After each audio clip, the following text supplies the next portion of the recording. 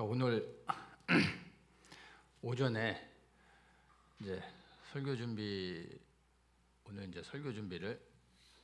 이제 거의 마무리를 좀 지어 가다가 또 이제 갑자기 드는 생각이, 오늘 나눌 말씀은 주일날 해야 되겠다라는 생각이 설교를 거의 마무리 지을 때쯤 들었습니다. 제가 이제 오늘 나누려고 했던 말씀이 뭐냐면, 지난주 주일날에 제가 이제 성벽 재건에 대해서 말씀을 나눴고, 왜 성벽 재건이 중요한지, 그리고 우리에게 있어서 성벽 재건은 또 어떤 의미가 있는지, 이런 부분에서 나눴습니다. 그리고 오늘 이제 제가 이어서 좀 나누려고 했었던 말씀이, 이제 성벽 재건 이후에 또 우리 그 더처치 성교회가 이제 어떻게 어떤 자세로 나가야 되는지에 대한 부분을 조금은 무겁지 않게 좀 가볍게 나누려고 했었는데, 설교를 거의 끝날 때쯤 문득 들었던 생각이, 오늘 말씀은 우리 모든 성도님들이 다 함께 모여서 이 말씀을 나누고 우리가 함께 기도하는 시간을 가져야 되겠다라는 생각이 설교 거의 끝날 때쯤 오늘 오전에 이제 들었습니다.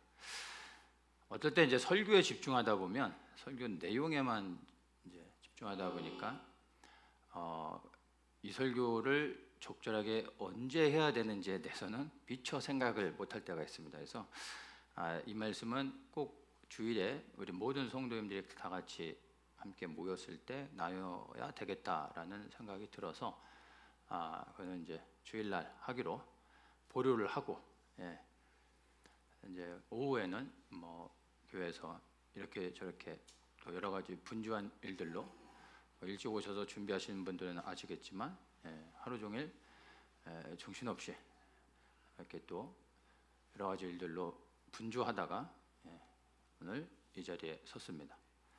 왜 이렇게 장황하게 늘어놓느냐? 설교 준비를 할 시간이 없었다라는 거를 이제 얘기하기 위해서 얘기하는 겁니다. 그러나 이제 설교 준비를 할 시간이 없었다는 것과 설교 준비를 못했다라는 것은 다른 얘기입니다. 그래서 어쨌든 참고하시고 오늘 말씀을 좀 같이 나누면 좋겠습니다. 사도행전 20장 사도행전 20장 21절 말씀을 한번 보겠습니다. 제가 읽도록 하겠습니다. 유대인과 헬라인에게 하나님께 대한 회개와 우리 주 예수 그리스도께 대한 나의 믿음을 증거한 것이라. 22절 죄송합니다. 22절부터 제가 읽겠습니다. 보라, 이제 나는 심령의 매임을 받아 예루살렘으로 가는데 저기서 무슨 일을 만날는지 알지 못하노라. 오직 성령이 각 성에서 내게 증거하여 결박과 환난이 나를 기다린다 하시나, 나의 달려갈 길과 주 예수께 받은 사명 곧 하나님의 은혜의 복음 증거하는 일을 마치려면은 나의 생명을 조금도 귀한 것으로 여기지 아니하노라. 오늘 이 본문의 내용 말씀을 조금 함께 좀 나누려고 합니다. 설교 제목은 저도 모릅니다. 설교가 끝나보면 아마 제목이 나오지 않을까 생각이 들고요. 사도 바울의 아주 귀한 고백이 담겨져 있는 그런 말씀이죠. 이 배경은 이렇습니다. 이제 바울이 성령의 감동 가운데서 이제 예루살렘으로 가서 복음을 증거해야 되겠다라는 결단을 하게 된 것입니다. 그리고 또 이 내용에 보면은 그곳에 가게 될 때 예루살렘에서 결박과 환난이 나를 기다린다라는 것을 알았다라는 거죠. 그리고 그가 하는 고백이 사도행전 20장 24절에 그 바울의 위대한 이 고백을 하고 있는 것입니다. 근데 이 고백이 그냥 나온 게 아니라 그가 예루살렘으로 갈 때 어떠한 일을 당할지 알고 있는 상태에서 이러한 고백을 하고 있다라는 것이죠. 자, 그리고 이제 바울이 예루살렘으로 들어갑니다. 예루살렘으로 결단하고 이제 방향을 정하고 예루살렘으로 이제 가게 되고요. 사도행전 21장 이제 쭉 연결해서 보면은 21장 4절에 제자들이 이렇게 얘기합니다. 그 제자들이 성령의 감동으로 바울더러 예루살렘에 들어가지 말라 이렇게 얘기합니다. 예루살렘에 들어가면 안 됩니다 라고 제자들이 만류합니다. 자, 그리고 그가 이제 이미 배를 타고 이제 그 가이사랴로 왔습니다. 여기서 가이사랴라 하면 그 유대 해안가 쪽에 이제 오늘날로 하면은 그 이제 요바에서 해안가로 쭉 올라가서 하이파를 가기 전에 중간에 지금의 텔아비브를 지나서 조금 더 올라가면 있는 가이사랴, 이미 유대 땅으로 들어온 것이죠. 가이사랴로 이미 들어왔습니다. 그리고 10절에 보면은 한 선지자 아가보라 하는 이가 유대로부터 내려와서 우리에게 와서 바울의 띠를 가져다가 자기 수족을 잡아매고 말하기를 성령이 말씀하시되 예루살렘에서 유대인들이 이같이 이 띠 임자를 결박하여 이방인의 손에 넘겨주리라 이렇게 말합니다. 선지자 아가보가 바울이 예루살렘에 가게 됐을 때 어떠한 일을 당하게 될 건지를 예언해 줍니다. 이러한 이야기를 들었을 때 12절에 모여 있는 바울을 사랑하는 많은 사람들이 예루살렘으로 올라가지 말라, 예루살렘 가면 안 된다. 왜요?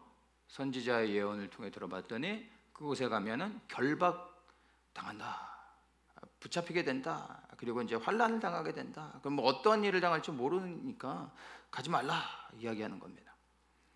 네, 이런 이야기를 들었을 때 바울의 결단은 무엇입니까? 13절에 너희가 어찌하여 울어 내 마음을 상하게 하느냐, 나는 주 예수의 이름을 위하여 결박받을 뿐 아니라 예루살렘에서 죽을 것도 각오하였노라. 죽을 것도 각오하였노라. 예루살렘에 가게 되면 내가 혹 결박을 당하고 또 고난을 받고 매를 맞고 그러다 죽을지라도 나는 올라갈 것이다 이렇게 결단을 합니다. 그리고 14절에 이제 바울의 이러한 결단을 보았을 때 모든 사람들이 주의 뜻대로 이루어지이다 이렇게 고백하고 또 기도하며 예루살렘으로 그를 보냅니다. 예루살렘으로 바울이 간 다음에 이제 우리가 그 다음에 스토리가 어떻게 진행되는지를 잘 알고 있습니다. 성경에선 나오진 않지만 바울이 예루살렘에서 가서 이제 붙잡힘을 당하고 그곳에서 이제 로마로 가게 되고 로마에서 몇 년간 머물면서 복음을 전하긴 하지만 그러나 이제 로마에서 참수형으로 목이 잘리는 그러한 선고를 받고 순교하게 됩니다. 예. 이 스토리를 제가 이제 예전에 그 인터넷에서 어떤 뭐 블로그 같은 곳에서 봤던 것 같아요. 어떤 형제님이 자신이 지금 우리가 지금 보고 있는 이 데모 말씀 나눈 이 부분을 이제 그 제가 성경을 읽다가 묵상해서 깨달은 것을 이 부분을 읽다가 깨달았나 봐요. 그러면서 이제 블로그에 이제 자기가 묵상하고 깨달은 것을 쫙 이렇게 글을 썼어요. 뭐라고 했냐면 성령의 감동 가운데 알려주셔서 바울은 죽음을 당하지 않을 수 있었는데 예루살렘에 가지 않았으면 체포되지 않았을 것이고 고문을 당하지 않았을 것이고 로마에 가지도 않았을 것이고 그러면 죽지도 않았을 것인데 그가 성령이 이렇게 감동하시며 만류하고 피할 수 있는 길을 열어주셨음에도 불구하고 그가 성령께 순종하지 않고 자신의 열심으로 사역을 하다가 결국에는 정말로 붙잡혔고 그래서 로마에 가서 죽음까지 당했다라는 거죠. 그래서 그가 정말로 말씀에 순종하며 성령의 인도하신 가운데 행했다라면은 그가 더 오랫동안 더 실질적으로 효과적으로 많은 사역들을 할 수 있었을 텐데 성령이 이렇게 여러 사람을 통해서 말씀해 주셨음에도 그가 순종하지 않아서 결국에는 그가 정말 오랫동안 위대한 이 복음 전도자로서 귀한 사역을 할 수 있었을 텐데 그의 불순종으로 인하여 오히려 순교함으로 이렇게 그 인생이 끝나게 됐다. 그래서 정말 성령의 감동을 받으며 성령의 인도하심을 받는 게 너무나 중요하다. 뭐 이런 내용이었습니다. 이해되시죠? 저도 뭐 그냥 쭉 대충 읽었던 부분이라 어쨌든 그런 내용이었어요. 그리고 제가 어떤 목사님들이 이제 그 형제가 깨달아서 나눴던 내용과 동일하게 바울의 이러한 부분들이 그가 성령의 감동에 순종하지 않고 자기의 어떤 열심으로 사역을 하다가 결국에는 죽음을 당하게 됐다라고 해석하며 이렇게 말씀을 전하시는 목사님의 설교를 제가 들은 적이 있습니다. 여러분들은 어떻게 생각하십니까? 그 형제나 또 이제 바울의 죽음을 참 불필요한 죽음, 그래서 허무한 죽음, 더 하나님의 뜻은 더 오랫동안 그가 사역하는 것이었는데 그가 순종하지 않아 성령의 감동을 무시해서 결국에는 그가 형정의 이슬로 참수를 당해 죽게 됐다. 여러분들도 이와 같이 생각하시는 분들이 계십니까?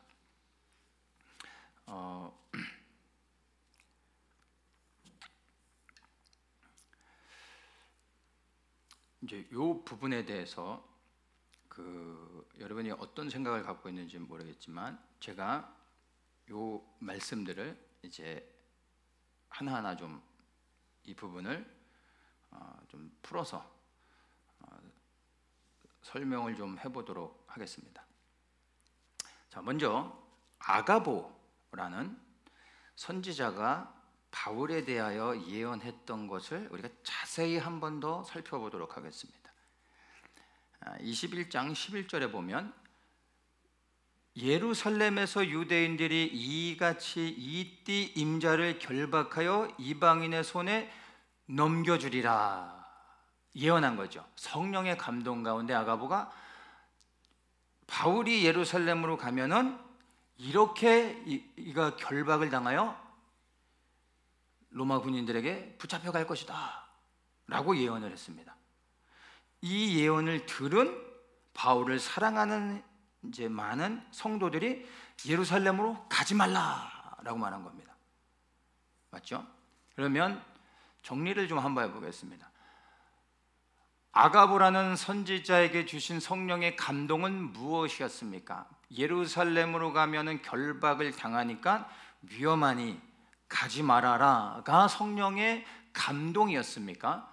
아니면 예루살렘으로 가면 이렇게 붙잡힘을 당하고 환난을 당하고 어려움을 당하게 될 것이다, 여기까지가 성령의 감동이었습니까?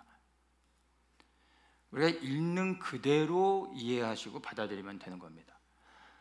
선지자 아가보는 그가 예루살렘에 갔을 때 그가 당할 일에 대하여 정확하게 이야기했습니다.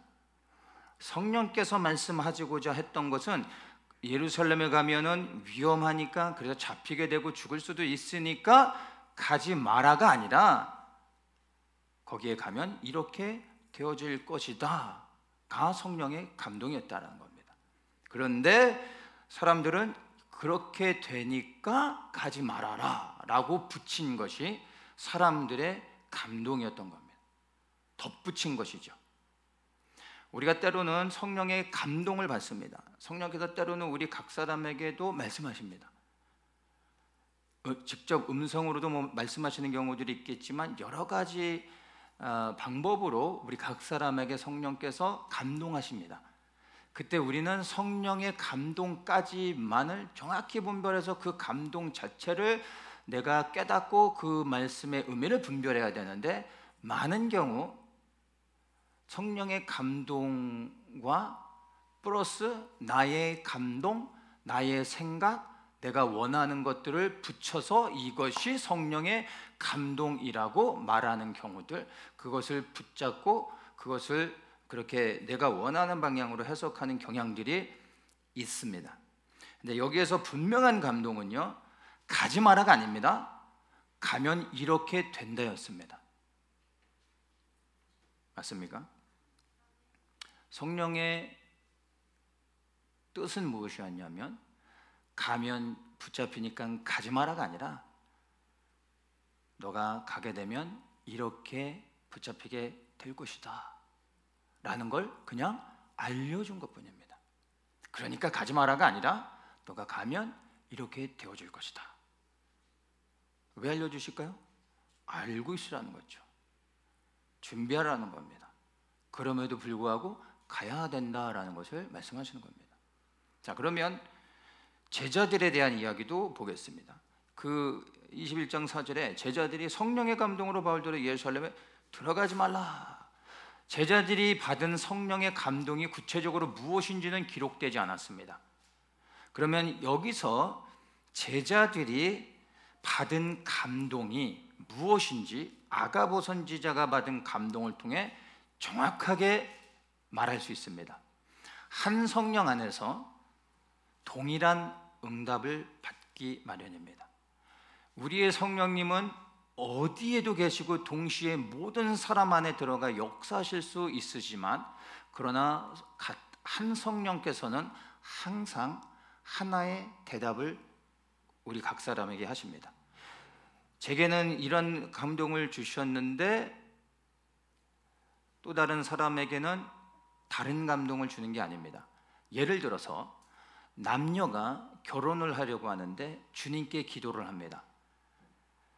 그러면 이 남녀가 서로를 위해서 이 결혼이 맞는 것인가, 하나님 기뻐하신 걸 놓고 그 남녀가 기도할 때 한 성령께서 형제에게는 결혼해라, 자매에게는 하지 말아라, 이렇게 하지 않으신다는 겁니다. 이해되십니까?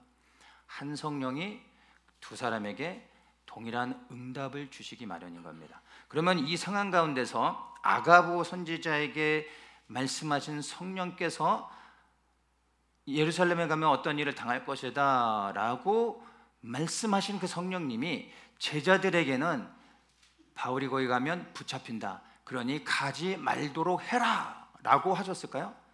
아니라는 겁니다. 제자들이 받은 성령의 감동도 아가보 선지자가 받은 감동과 동일합니다. 제자들은 성령의 감동 가운데 바울이 예루살렘에 가면 어떻게 될지를 알았습니다. 알았는데 여기까지가 성령의 감동인데, 제자들은 자기의 스승이 예루살렘에 가면 붙잡히고 더 이상 이제 자기들이 볼 수 없고 가르침을 받을 수 없고 사랑하는 스승을 잃을 수도 있다라는 마음에 그들의 원함을 가지고 바울에게 가지 마십시오. 가면 이렇게 됩니다. 성령께서 말씀하셨습니다. 가시면 붙잡히게 됩니다. 어려움을 당하게 됩니다. 그러니 가지 마십시오. 성령이 가지 말라고 했던 것이 아니라 그들이 원함을 붙여 이렇게 이야기를 했다라는 것을 정확히 알 수가 있는 것입니다. 그래서 이 제자들이 받은 성령의 감동은 아가보 선지자가 받은 감동과 다른 것이 아니라 그 감동을 가지고 각자의 해석으로 바울에게 가지 말라고 만류했었던 것을 알 수 있습니다. 또한 사도행전 20장 23절에 바울은 성령께서 그에게 예루살렘에 가라고 말씀하셨을 때 이미 그가 예루살렘에 가게 되면 결박과 환란이 나를 기다리고 있다라는 것을 알고 있습니까? 모르고 있습니다. 알고 있습니다. 성령께서 이미 바울을 보내시면서 내가 너를 예루살렘으로 보낸다. 그러나 네가 예루살렘에 가면 붙잡히게 될 것이다. 매를 맞을 것이고 어려움을 당할 것이다 라는 것을 이미 바울에게 말씀해 주셨고, 그 성령 하나님께서 제자들에게도 그리고 아가보에게도 같은 성령께서 동일하게 모든 사람들에게 같은 응답을 주셨다라는 것을 알 수가 있는 것입니다. 우리는 흔히 성령에 감동하면은, 성령에 감동할 때 흔히 생각하는 게 뭡니까? 성령께서 감동하셔서 내게 복이 되는 것들, 내게 은혜가 되는 것들을 내게 주시는 것으로 항상 기대합니다. 그래서 많은 사람들이 성령의 충만함을 구하죠. 그래서 우리가 받기 원하는 성령의 충만함이 무엇입니까? 성공, 번영, 행복, 건강, 이런 것들 아닙니까? 그런데 여러분, 성령의 감동은 늘 우리에게 좋은 소식만을 전해주지 않으신다는 겁니다. 때로는 우리가 원치 않는, 듣기 싫어하는 것들을 우리에게 말씀해 주시기도 하고, 때로는 우리를 그런 상황 가운데도 허락하신다라는 것을 우리가 알아야 되는 것입니다.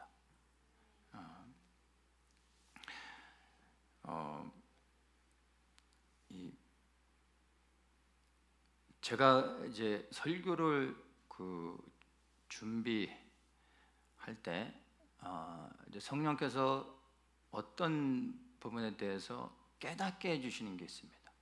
어릴 때는 몰랐던 것들을 설교를 준비하면서 깨닫게 하시고 새롭게 알게 하시는 그 은혜가 굉장히 기쁘고 큽니다. 그런데 늘 성령의 감동 가운데 몰랐던 것들을 새롭게 깨닫게 해주시는 은혜만 있으면 너무 좋지만 그렇지는 않습니다. 어떨 때는 제가 알고 있는 기본적인 어떤 그 내용들, 그리고 제가 배운 것들, 그리고 제가 익숙해 있는 그 어떤 것들과 성령께서 충돌하셔서 저로 하여금 불편하게 하시는 것들도 간혹 있습니다. 그때는 고민이 됩니다.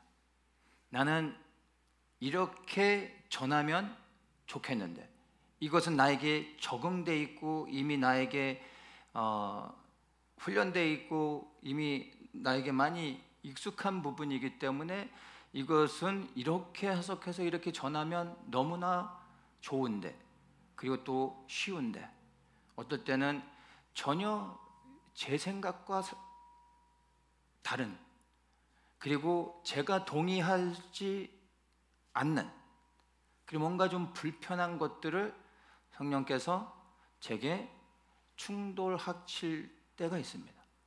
불편하게 하실 때가 있습니다. 그럴 때는 고민됩니다. 그리고 이제 하던 일들을 멈추고 곰곰이 묵상합니다. 내가 내려놓아야 될 것인가? 아니면 내가 그냥 잘못 받은 것인가? 이게 정말 성령께서 내게 주신 감동인가? 아니면 내 안에 들어온 어떤 혼적인 다른 어떤 불편함인가? 이것들을 분별합니다.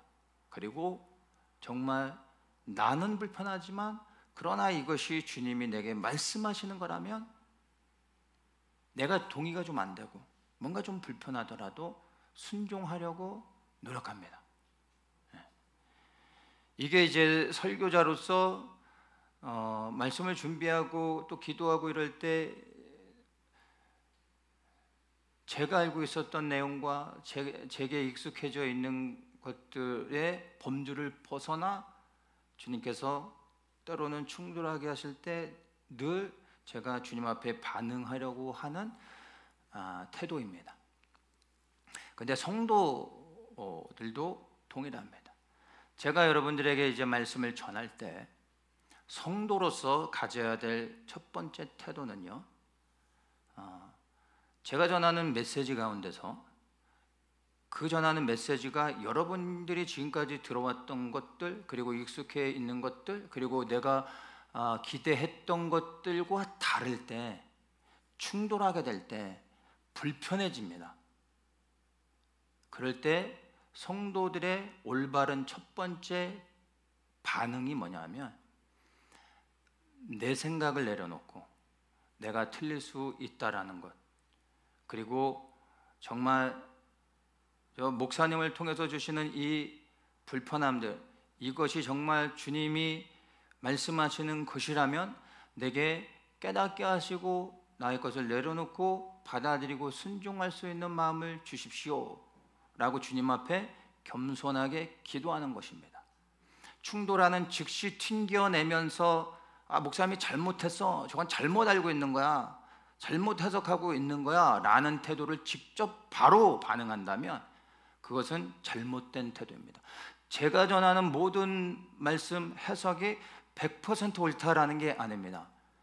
틀릴 수 있음에도 불구하고 성도로서 가져야 될 첫 번째 태도는 여러분들이 알고 있었던 것과 충돌하더라도 그것을 겸손히 시간을 가지고 판단하지 않고, 그리고 계속 성령님께 여쭈며 내가 무엇을 선택하며 무엇을 내려놓아야 될지 기도해야 된다는 겁니다. 성숙한 사람은 그렇게 하는 겁니다. 그렇지 못한 사람은 어떻게 됩니까? 바로 반응하고 자기가 원하는 것이 나오지 않고 자기의 생각과 다르면 목사님이 틀렸어 라고 하고 걷어내는 거죠.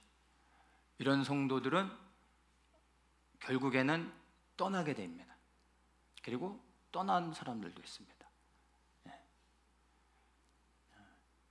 때로는 정말로 여러분에게도 그렇고 저에게도 그렇고 불편케 하는 성령의 어떤 역사심들이 있습니다.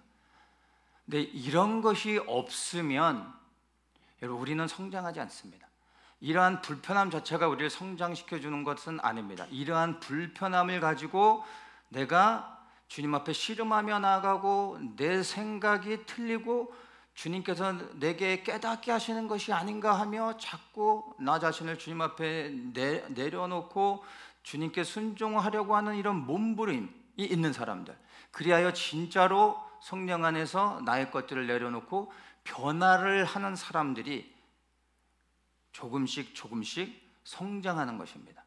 그래서 충돌 자체가 나쁜 게 아닙니다. 성령께서 늘 우리 안에서 기쁨과 즐거움만 주시는 것이 아니라 우리 안에서 근심하게 합니다. 고민하게 합니다. 괴로워하게 하는 게 있다는 겁니다. 듣기 싫은 것들을 깨닫게 하는 때가 있다는 겁니다. 그럼에도 불구하고 들어야 그때 우리의 영이 성장하게 되는 것입니다. 바울은 이 얘기를 들었을 때, 성령을 통해 이것을 깨달았을 때 그의 인간적인 마음은 어땠을까요? 할렐루야 이랬을까요? 기분 나쁘죠. 예수님이 말씀하셨다 하더라도 기분 나쁘죠. 예수님, 내가 왜 순종하는데 내가 왜 거기서 매를 맞고 어려움을 당해야 됩니까? 내가 주님을 위해 순종하는데 왜 내게 이런 어려움을 주십니까? 거부할 수도 있죠. 여러분은 어떻겠습니까? 이런 일을 당하면 여러분은 주님의 뜻으로 알고 받아들이겠습니다 하고 곧바로 예루살렘으로 가시겠습니까? 고민 안 되시겠습니까? 바울은 고민 안 했겠습니까? 고민이 될 수밖에 없죠. 남 일이 아닌데, 내 일인데. 그럼에도 불구하고 자기의 뜻을 꺾고 내가 거기에 가면 바울이 고백하지 않습니까? 결박과 환난이 나를 기다린다. 그런데 21장 13절에 바울이 이렇게 고백합니다. 나는 주 예수의 이름을 위하여 결박받을 뿐만 아니라 예루살렘에서 죽을 것도 각오하노라. 아니야, 그런 일은 없을 거야. 주님께서 날 지켜주실 거야. 나는 안전할 거야 라는 확신을 가지고 들어갔던 게 아니라, 그럴지라도 나는 그리스도를 위하여 목숨까지도 바칠 준비가 돼 있기 때문에 나는 말씀에 순종하여 성령의 감동을 따라 들어간다라는 것입니다. 들어가면 모든 것들이 열려지고 행복하게 되어질 것을 기대했기 때문이 아니라 그것 또한 주님의 뜻이라면 나는 받아들이겠다라고 하며 들어간 겁니다. 그리고 모든 사람들이 14절에 주의 뜻대로 이루어지리다 이렇게 고백하지 않습니까? 바울이 들어간 것을 막았던 사람들조차도 바울을 예루살렘에 들어간 걸 막았던 것은 주의 뜻입니까? 아니었던 것이요, 자기들의 뜻이었던 것입니다. 그런데 이제 이들이 뭐라고 고백을 합니까? 주의 뜻이 이루어지길 원합니다. 여러분, 이게 저와 여러분의 고백이어야 됩니다. 주님께서 내 안에 들어오셔서 충돌을 일으키십니까? 그래서 충돌되는 그 불편함들을 거부하고 내가 원하는 편안함들, 듣기 좋은 것들, 이런 것들을 내가 취하고자 하는 게 아니라 주의 뜻이 이루어지길 원합니다. 그 뜻이 내게 평안이라면 주님께 감사할 뿐이고, 그러나 그것이 환난이라 할지라도 주의 뜻이 이루어지기를 원합니다. 이게 고백이어야 된다는 것입니다. 바울은 왜 여기 예루살렘 가면 이러한 어려움을 당할 것을 알면서도 바울은 갔을까요? 죽고 싶어서? 아니라는 거죠. 22절에서 그것을 말해주고 있습니다. 이제 나는 심령의 매임을 받아 예루살렘으로 간다. 심령의 매임을 받았다. 이 말의 의미는 이제 영이 묶였다라는 겁니다. 영이 묶여서 끌려간다라는 의미입니다. 나의 영이 묶임을 받아서 나는 끌려가고 있는 것이다. 이게 성령의 강권하심입니다. 심령의 매임을 받아 예루살렘으로 간다. 나도 거기에 가면 죽는다는 것 알지만, 그러나 성령께서 내게 강권하시는 그 성령의 역사하심을 내가 거부할 수가 없다. 왜냐하면 이것이 주님의 뜻이기 때문에. 나도 두렵지만, 원치 않는 것이지만, 그러나 성령께서 원하시고 있기 때문에 나는 순종하여 들어간다. 그리고 주님의 뜻이 이루어지길 위하여 나는 생명도 내려놓을 수 있다 라고 고백을 하고 있는 것입니다.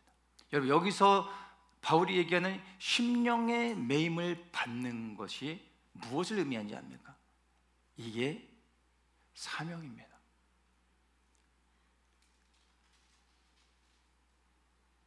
이게 내가 해야 될 일이라는 걸 알았던 거죠. 바울에게는 여러분, 평생 장수하면서 오랫동안 행복하게 사역을 하는 것이 목적이 아니라 그냥 주님의 말씀에 순종하여, 로마로 가라는 주님의 말씀에 순종하여 로마로 가는 것이 그의 목적이었습니다. 이해되십니까? 왜냐하면 성령이 그로 하여금 로마로 가라고 말씀하셨거든요.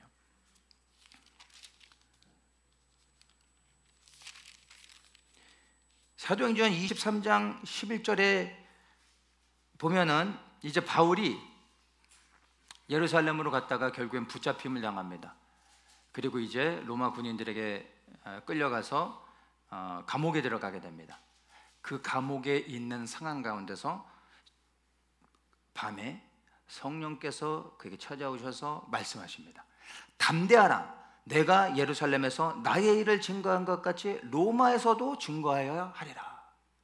이 말씀을 통해 명확하게 성령의 감동이 무엇인지를 알 수 있습니다. 무엇입니까? 그가 로마까지 가서 예루살렘에서 전했던 그 복음을 로마의 모든 사람들에게, 로마의 왕에게 복음을 전파해야 된다는 것입니다. 그 일을 위해서는 그가 예루살렘에서 붙잡혀야 되는 것이고, 예루살렘에서 붙잡혀 로마로 호송이 돼야 하는 것입니다.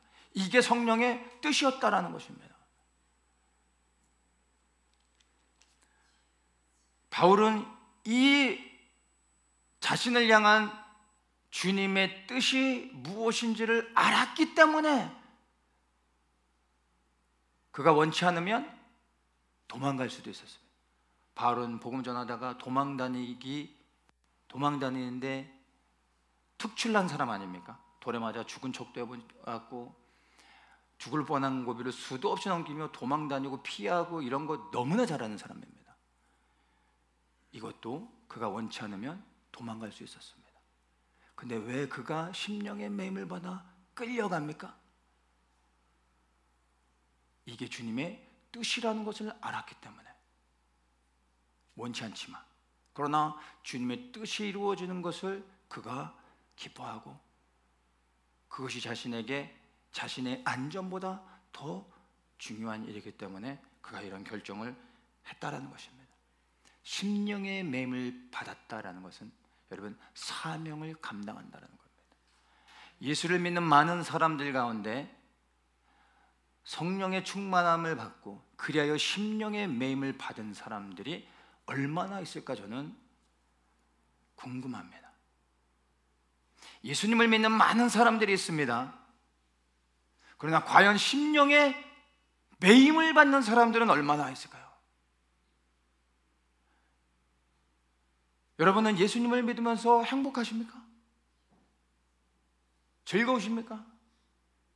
근데 단 한 번이라도 심령의 매임을 받아본 적이 있으십니까? 그래요, 내가 원치 않는데 내가 순종하여 가야 하는 것을 알고 그렇게 가본 적이 있으십니까? 사명을 심장 가운데 받은 사람이 아니면 이거는 못하는 겁니다. 여러분, 우리가 받아야 될 성령의 충만함은요 다른 것이 아니라 바로 바울과 같이 심령의 매임을 받는 것입니다. 성령의 충만함을 받아서 그것으로 내가 기뻐하고 복을 받고 행복하고 내 앞날에 좋은 것들을 듣고 또 그렇게 행하는 것들이 아니라 내가 원치 않는 것이지만 그러나 이게 주님의 뜻이고 나를 향한 하나님의 계획인 것을 순종하고 받아들이고 주님의 뜻이 이루어지길 위하여 그 매임을 받아 끌려가는 거죠. 근데 이게 가장 복된 삶입니다. 이 심령의 매임을 받아 말씀에 순종하여 끝까지 간 바울의 지금의 삶은 어떠한지는 우리는 알고 있습니다.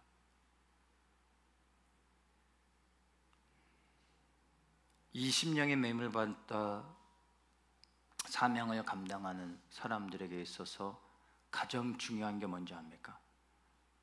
주님의 뜻이 이루어지는 겁니다. 바울이 왜 고난을 당하면서까지 내가 가면 죽을 수 있다는 것을 알면서까지 갑니까?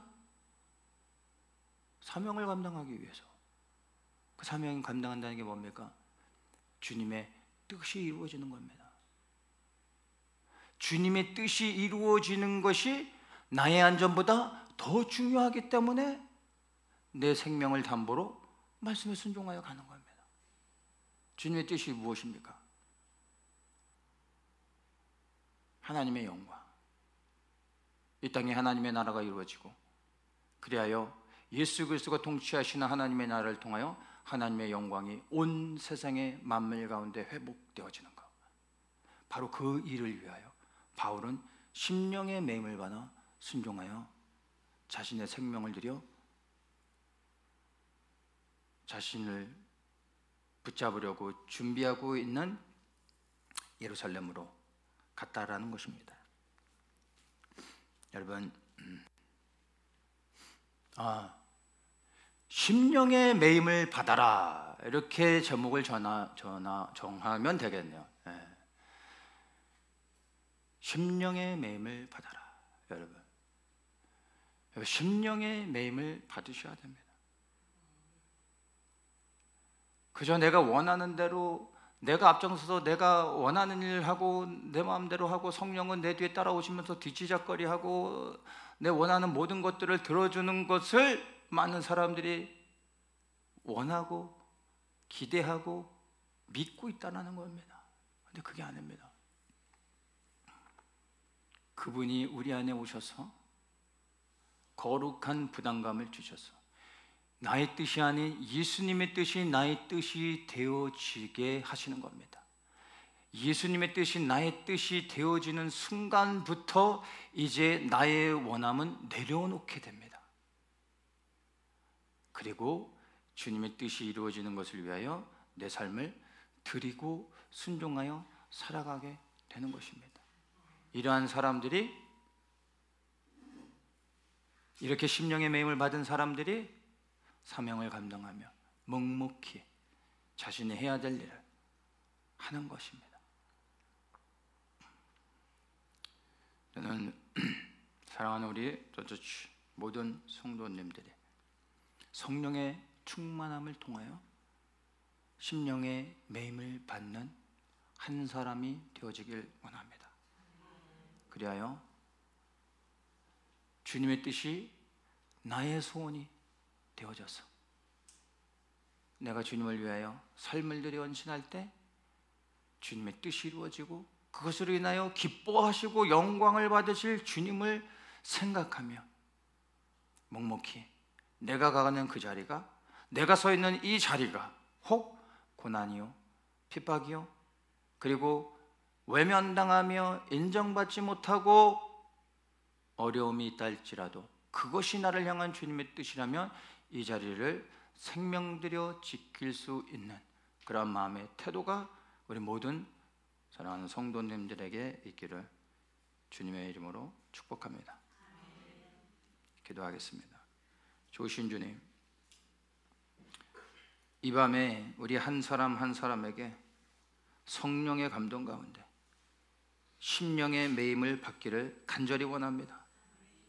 성령님께서 주 예수 그리스도의 뜻이 무엇인지 우리 한 사람 한 사람에게 말씀해 주시고 깨닫게 해 주셔서 오늘 이 밤 내 뜻이 아닌 예수 그리스도의 뜻이 나의 소원이 되게 하시고 그리스도의 소원을 내 심장에 품게 하시고 이제 나의 영이 예수 그리스도께 묶여서 내가 원하는 곳을 가는 것이 아닌 주님이 뜻하시는 곳에 내 발걸음이 옮겨지게 하여 주시고 이 땅에서 내가 영광을 받지 못한다 할지라도 그리스도의 영광을 위하여 기꺼이 고난과 환난 가운데서 그리스도의 이름을 높일 수 있는 자들 되게 하여 주시옵소서. 감사하며 예수님의 이름으로 기도드립니다.